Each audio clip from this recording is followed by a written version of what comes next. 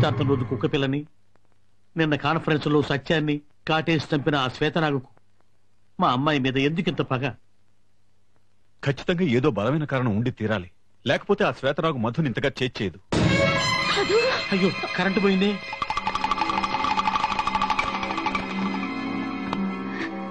ఏం లేదమ్మా, నేను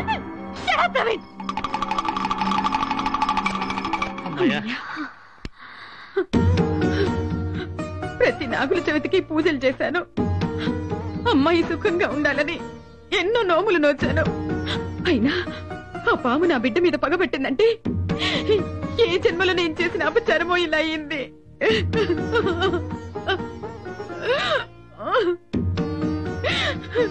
అపచారం చేసింది నువ్వు కాదమ్మా, నేను. ఇన్ని రోజులు నీకో నిజం చెప్పకుండా దాచేశాను. పోయిన జన్మలో ఇదే బావుని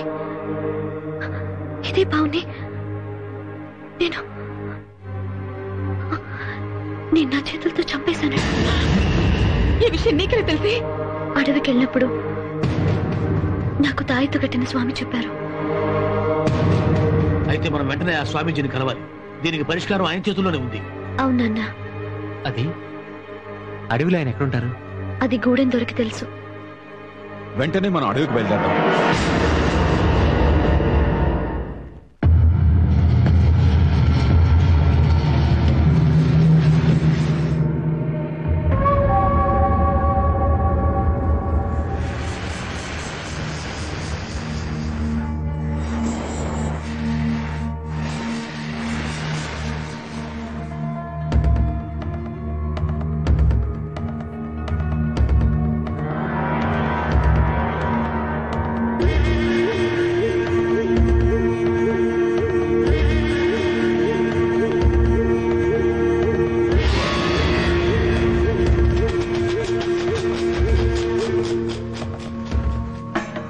మీరు కూడా ప్రయత్నించండి తాత.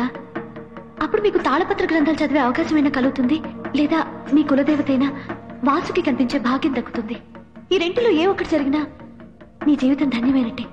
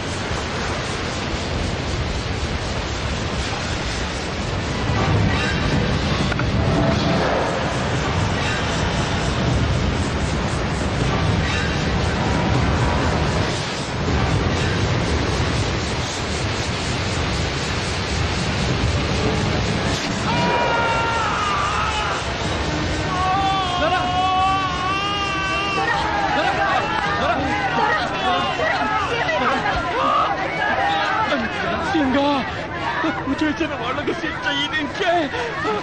నేనే తప్పు చేసిన కులదేవత నాకు శిక్ష చేసింది. నేను బతుకను.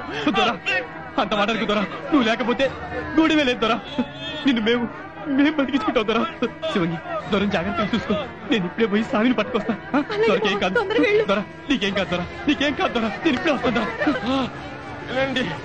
నా తర్వాత ఈ గూడానికి సింగడే దొరా.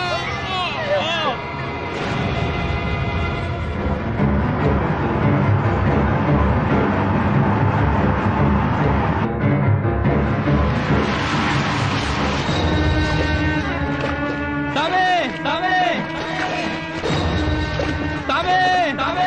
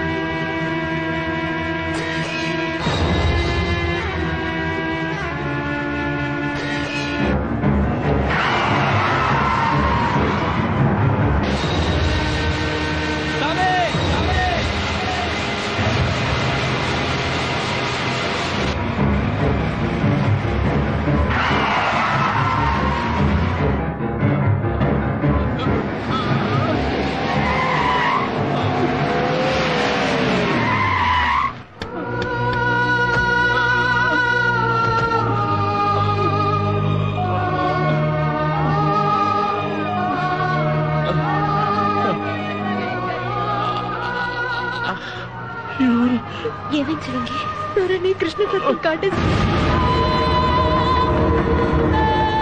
మా కుల దేవత ఆసక్తిని చూడొచ్చన్న ఆశతో తాళపత్రాలు తీసిన కృష్ణ సర్పము సున్నించింది. భయంతో వరికిన వాటిని పారేసిన విడిచిపెట్టలే. కాయలకాలే పడి కాటేసింది కూడా, నన్ను కాటేసి వెళ్ళిపోయింది. తాళపత్రాలు కూడా ఇచ్చిపెట్టి. ఆ రోజు నేను మీకు తాళపత్రాలు చూడమని చెప్పి తప్పు చేశాను తాత. ఈ రోజు ఇలా ఘోరం జరిగిపోయింది. తప్పు చేసిన కూనా, తప్పు చేసిన నువ్వు సల్లగుంటున్నా, నువ్వు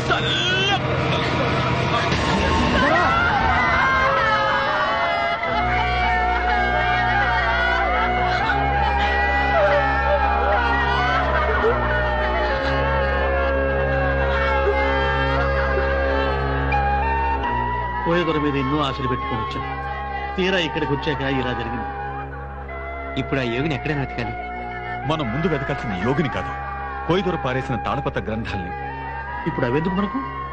అందులో ఉన్న నాగశాస్త్రం చదివితే మన మధుని కాపాడుకునే మార్గం ఏదైనా దొరకొచ్చు. జరగకూడని జరిగిపోయింది, ఇక జరగాల్సింది చూడండి. రండి, తాళపత్రాలు రామా రామా వెళదాం.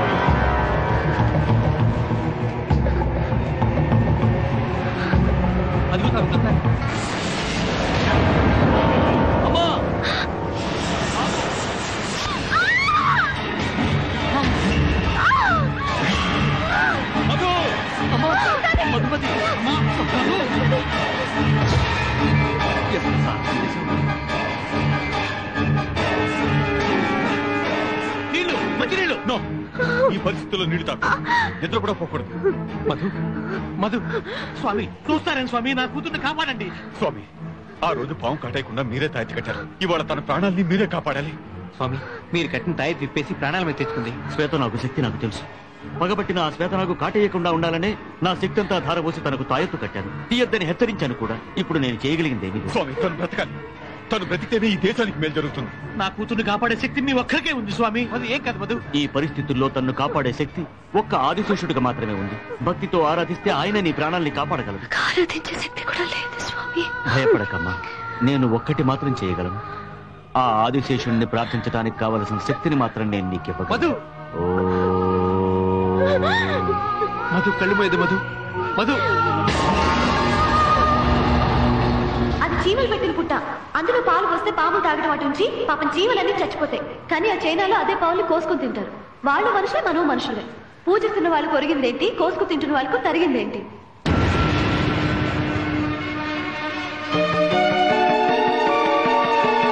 అడగల గొడుగున పొడమిని పొదికిన స్వామి కలేరా, అడగలు పరిచిన తనువున హరిగల తండ్రి దిగిరా.